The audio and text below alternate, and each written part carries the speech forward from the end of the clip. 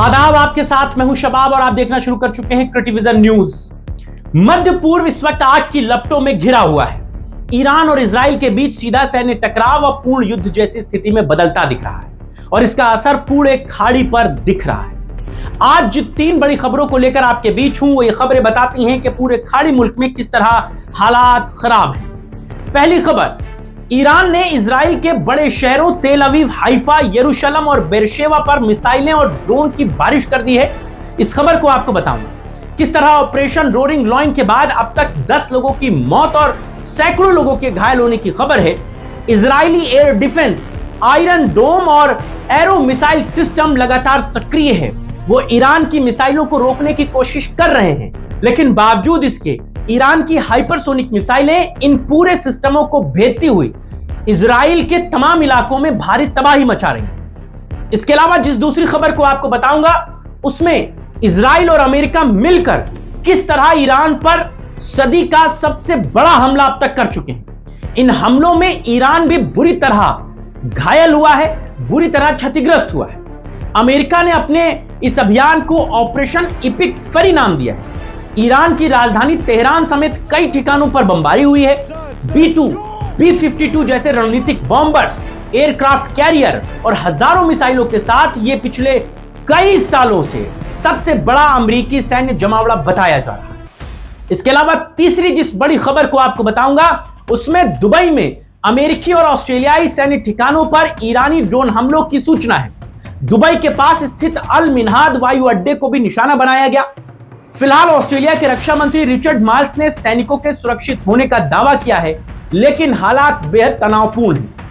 ये जानिए कि पूरे मिडिल ईस्ट में मिसाइलें, ड्रोन, बॉम्बर विमान, नौसैनिक बेड़े यानी पूरा मध्य पूर्व अब सैन्य गतिविधियों से गूंज रहा है। सवाल सिर्फ ये नहीं है कि अगला हमला कहां होगा, बल्कि यह भी है कि क्या दुनिया एक और बड़े युद्ध की दहलीज पर खड़ी है। आज अपनी इस खास पेशकश में आपको बताएंगे जमीनी हालात, सैन्य विश्लेषण और इस टकराव का वैश्विक असर। तो सबसे पहले सबसे बड़ी खबर, ईरान ने इजराइल के कई बड़े शहरों जिनमें तेल अवीव, हाइफा और यरूशलेम को अपना निशाना बनाते हुए बड़े पैमाने पर मिसाइल और ड्रोन हमले किए हैं। रिपोर्ट्स ये बताती है कि ईरान ने बैलिस्टिक मिसाइलों और ड्रोन के जरिए तेल अवीव पर सीधा हमला बोला है। कई इलाकों में धमाकों की आवाजें सुनी गई हैं, इमारतों को नुकसान पहुंचा है और घायल होने की खबरें सामने आई। शहर में अफरा तफरी का माहौल बन गया है। आपात सेवाएं फौरन सक्रिय कर दी गई। इस दौरान यरूशलेम में भी रॉकेटों की बारिश की गई है। लगातार सायरन बजने लगे हैं और लोगों को मजबूरन शेल्टर होम्स की शरण में जाना पड़ रहा है। सड़कों पर सन्नाटा पस रहा है, आसमान में इंटरसेप्शन के धमाके हो रहे हैं। पूरी तस्वीरें ये युद्ध जैसे हालात बताती हैं। ऑपरेशन रोरिंग लॉयन शुरू होने के बाद से अब तक इजराइल में दसियों लोगों की मौत की सूचना है, लगभग 400 लोगों के घायल होने की सूचना है।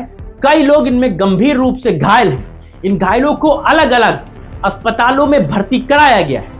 इजरायली सेना जवाबी कार्रवाई में अपने हाईटेक रक्षा प्रणाली आयरन डोम और एरो मिसाइल सिस्टम को सक्रिय कर चुका है, लेकिन बावजूद इसके बताया यह जा रहा है कि ईरान की हाइपरसोनिक मिसाइलें इन सब चीजों को भेदती हुई, इस कवच को भेदती हुई इजराइल के तमाम ठिकानों पर नुकसान कर रही हैं। जमीन पर बड़े नुकसान हो रहे हैं। यह हमले संकेत देते हैं कि अब संघर्ष सीमित झड़पों से आगे बढ़ चुका है।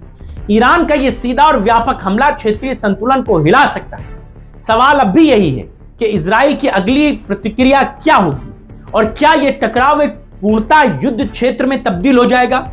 फिलहाल वहां पर स्थितियां बेहद तनावपूर्ण हैं। दुनिया की नजरें मध्य पूर्व पर टिकी हुई हैं और जैसे ही आधिकारिक जानकारियां इसमें और आएंगी, हम आपको और अपडेट करेंगे। लेकिन यह बात जानिए कि ईरान इजराइल पर लगातार बमबारी कर रहा है और सिर्फ इजराइल पर ही नहीं, इजराइल से जुड़े हुए तमाम वो सैन्य ठिकाने जो दूसरे राज्यों में हैं, जो दूसरे देशों में हैं, वहां पर भी ईरान हमले कर रहा है।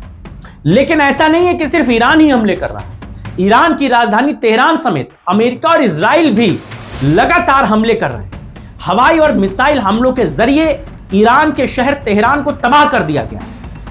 इस ऑपरेशन को अमेरिका ऑपरेशन इपिक फ्यूरी कह रहा है।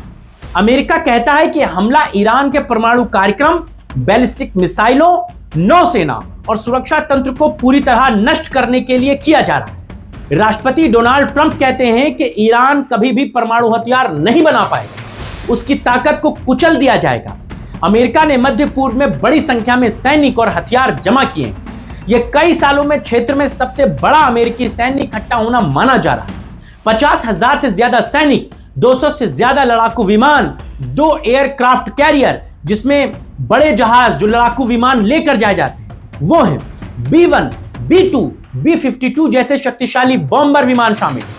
B-2 स्टेल्थ बॉम्बर चुपके से बहुत गहराई में जाकर सटीक हमले करते हैं, जबकि B-52 बड़े इलाके पर भारी बमबारी करते हैं। अमेरिका ने कहा है कि B-52 बॉम्बर ईरान पर हमले कर रहा है। इसके अलावा भी हथियार और जहाज रास्ते में।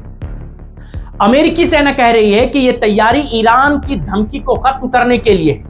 ऑपरेशन शुरू होने के पहले 100 घंटों से कम समय में अमेरिका और उसके सहयोगियों ने बहुत बड़े हमले किए।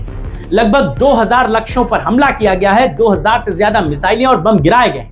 पहले 24 घंटों में ही 2003 के इराक युद्ध के शॉक एंड ऑ हमलों से दोगुने असर बताए जा रहे हैं। ईरान के हवाई रक्षा प्रणाली को भी कमजोर कर दिया गया। सैकड़ों बैलिस्टिक मिसाइलें, उनके लॉन्चर, ड्रोन जमीन पर ही नष्ट कर दिए जा रहे हैं। अमेरिकी नौसेना ने ईरान के 17 जहाज डुबो दिए।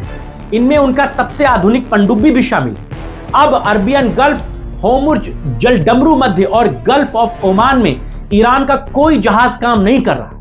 अमेरिका, इजराइल ने ईरान के ऊपर हवाई नियंत्रण पूरी तरह हासिल कर लिया है। इस ऑपरेशन में अमेरिका ने कई नए हथियारों का भी इस्तेमाल किया है।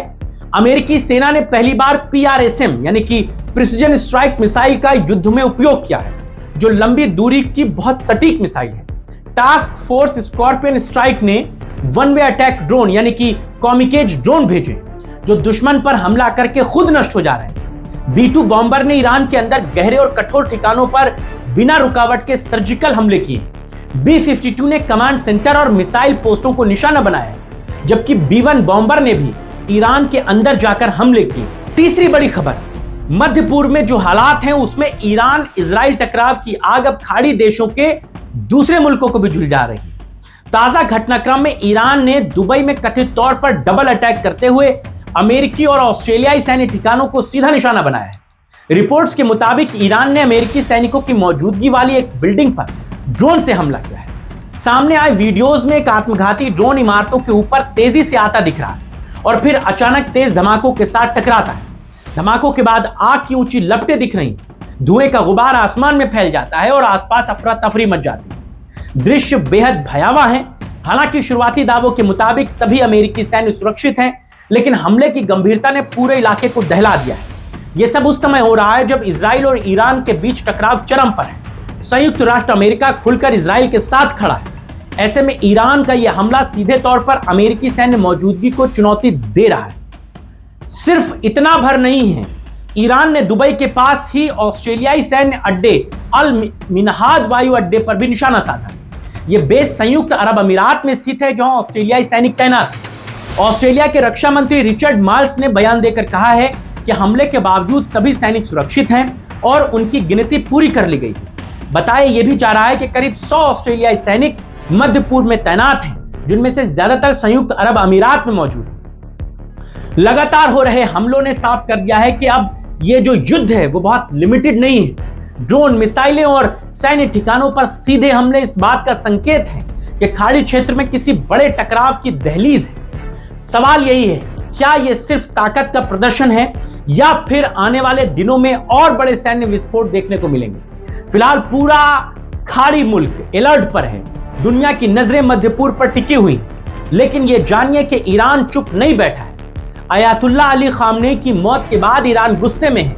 वो लगातार इजराइल और अमेरिका के सैन्य ठिकानों पर हमले कर रहा है। इतना ही नहीं, वो दूसरे मुल्कों में भी अमेरिका के सैन्य ठिकानों पर हमले करने में चूक नहीं रहा है। दिन में कई बार ऐसा मंजर हो जा रहा है कि बादल, आसमान बिल्कुल काले हो जा रहे हैं। दिन में भी हमले हो रहे हैं, रात में भी हमले हो रहे हैं, जबकि ईरान को इन हमलों की बड़ी कीमत चुकानी पड़ रही है। तेहरान समेत तमाम उसके कई इलाके बुरी तरह नुकसान में है। बावजूद इसके ईरान चुप बैठने वाला नहीं है।